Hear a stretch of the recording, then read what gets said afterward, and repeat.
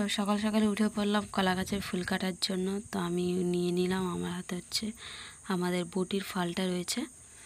তো অনেকটা দেখলাম উঁচুতে আছে, তো এইভাবে তো আমি পারতে পারবো না, সেই জন্য হচ্ছে মানে বটির ফালটাকে আর কি একটু লম্বা করে বাঁধছিলাম। তো বাঁধার পরে নিয়ে গেলাম ফোনটা হচ্ছে গিয়ে সেখানে দাঁড় করানোর জন্য, না হলে তো হবে না। স্ট্যান্ডটাকে সেদিনকার ইউজ করিনি, তো অনেক চেষ্টা করার পরেও দেখলাম মানে কলা ফুলটাকে আর কি পাততে পারলাম না। তো তারপরে মনে হলো যে আর একটু লম্বা হতে হবে, তার জন্য আমি চেয়ার আনতে চলে গেলাম। তো সবাইকে এটাই বলবো যে ভিডিওগুলো ভালো লাগলে অবশ্যই লাইক করবেন। লাইক না করলে কি করে বুঝবো বলুন? ভিডিওতে দেখলে হবে, আবার লাইকও করতে হবে, তাই না? তো আমি হচ্ছে চেয়ার নিয়ে চলে আসলাম কলার ফুলটা পাড়ার জন্য।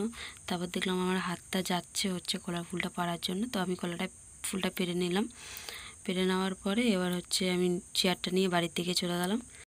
তো যেহেতু আমি মানে চেয়ারে উঠেছিলাম, তাই জন্য চেয়ারটা নোংরা হয়ে গেছে।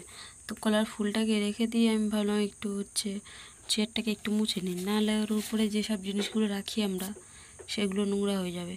তো আমার মিনি ব্লগটা কেমন লাগলো আশা করছি ভালো লাগলো, সবার ভালো লাগলে লাইক কমেন্ট শেয়ার করে দেবেন।